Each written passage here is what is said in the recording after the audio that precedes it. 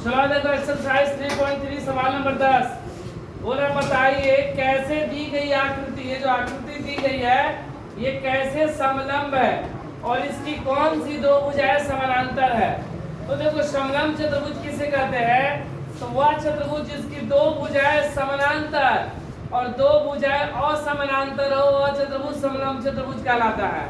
मतलब यहाँ पर दो भुजा समानांतर होना चाहिए, दो भुजा असमानांतर, तो वह चतुर्भुज समलंब होगा और साथ ही उनके आसन्न कोणों का योग 180 डिग्री होगा।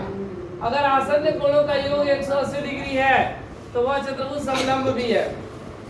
ठीक है, तो देखो समलंब चतुर्भुज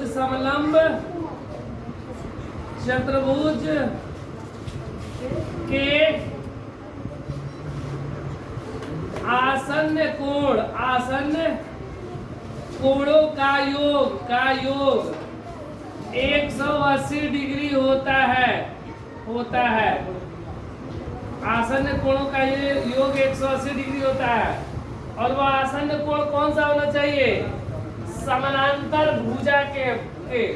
ठीक है, आसन्न कोणों का योग 180 डिग्री होता है। देखो यहाँ पर और यह जो कोण होता है वह 180 समानांतर भुजाओं के बीच का होना चाहिए। ठीक है ना, वह समानांतर भुजा के बीच का कोण। जैसे देखो दो अगर ये समानांतर रेखा है उसको तिर्यक रेखा काटते हैं तो इन दोनों का कोण 180 डिग्री होता है ना, तो उसी तरह अगर इन दोनों का जोड़ 180 होगा तो ये तो समलंब होगा ही, साथ ही ये दोनों आपस में समानांतर भी होंगे। अगर 180 होता है तो कोण M प्लस कोण L बराबर 180 डिग्री अगर आता है तो M का मान कितना 100 डिग्री और L का मान 80 डिग्री। यह 180 के बराबर आ रहा है, 180 के बराबर आ रहा है ना। अर्थात यह जो चतुर्भुज है एक समलंब चतुर्भुज है। अर्थात KLMN समलंब